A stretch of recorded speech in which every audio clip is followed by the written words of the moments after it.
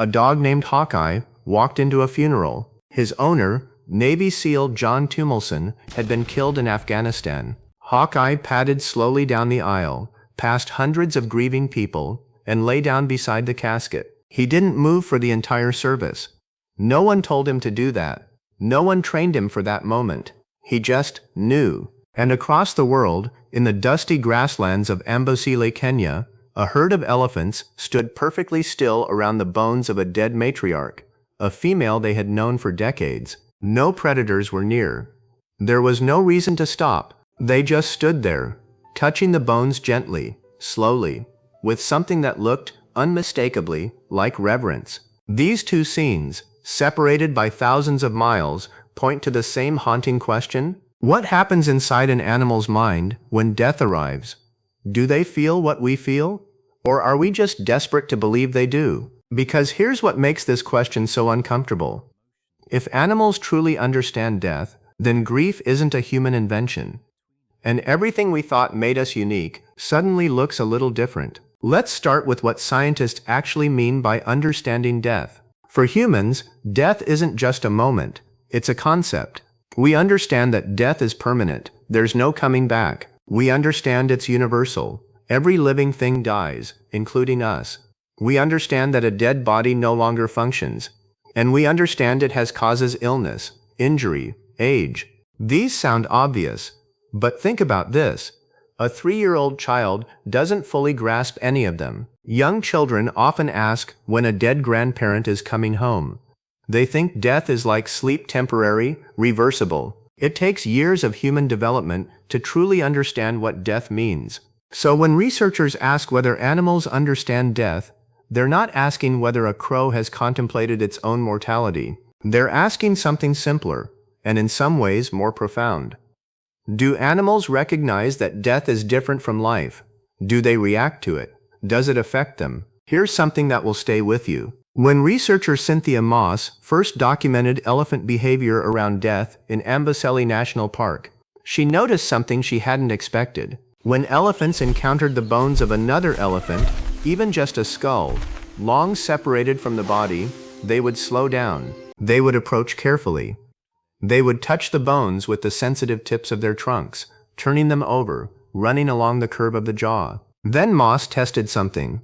She placed the skulls of 3 animals in the same spot: a buffalo, a rhinoceros, and an elephant. The elephants almost completely ignored the buffalo and the rhino, but they kept returning to the elephant skull, over and over. One elephant spent nearly half an hour with it. That elephant was the dead animal's own daughter.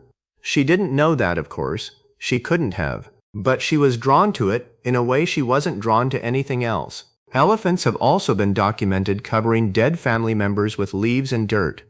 Behavior researchers describe, cautiously, as something resembling a burial. Mothers stay beside dead calves for days, sometimes in intense heat, at personal cost and physical risk. Are they hoping the calf will wake up?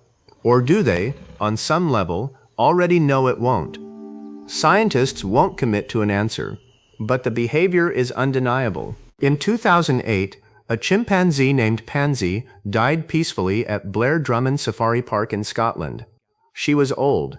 Her death was not unexpected. But what happened in the hours before and after stopped researchers cold.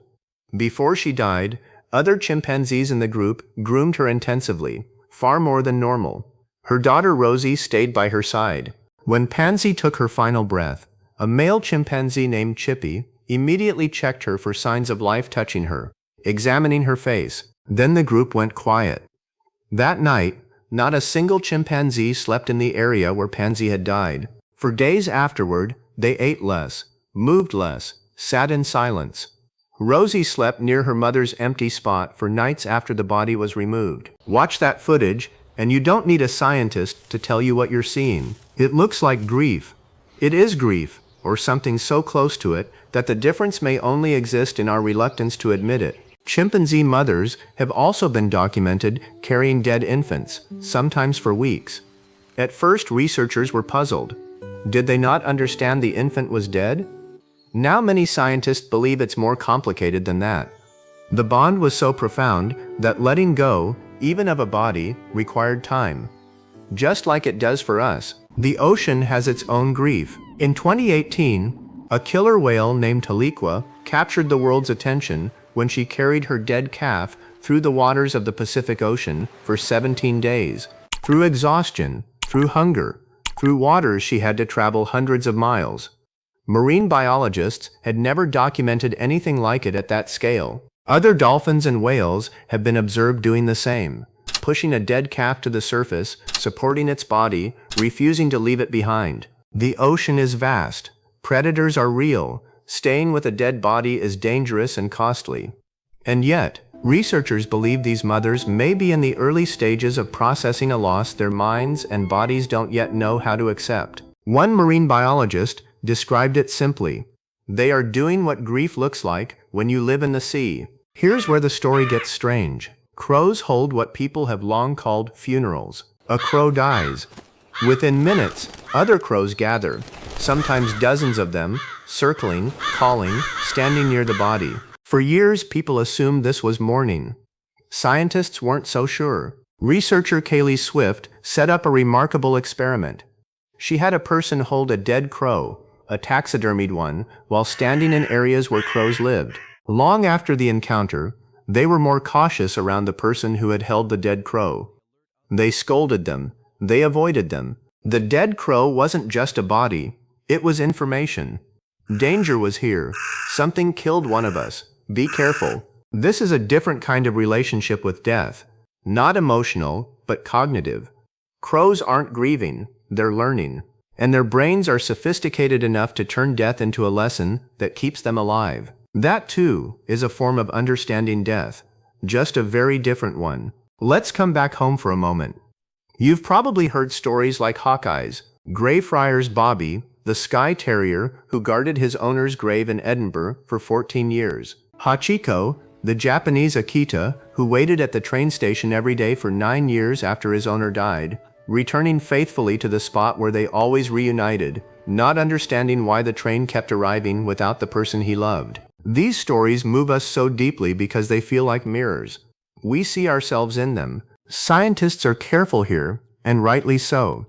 When a dog searches the house for a missing owner, paces near the door, stops eating, does the dog understand that person is gone forever? Or does the dog simply know that something has changed, that the person is missing, that the world feels wrong? The honest answer is probably somewhere in between.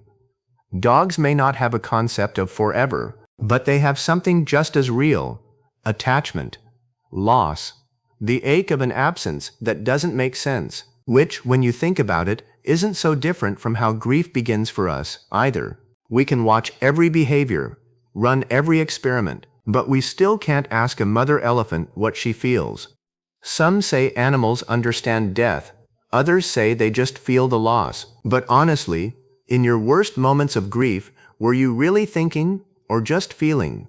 Maybe we're not so different after all. A dog lies beside a casket. An elephant touches her mother's bones. A dolphin carries her calf for 17 days.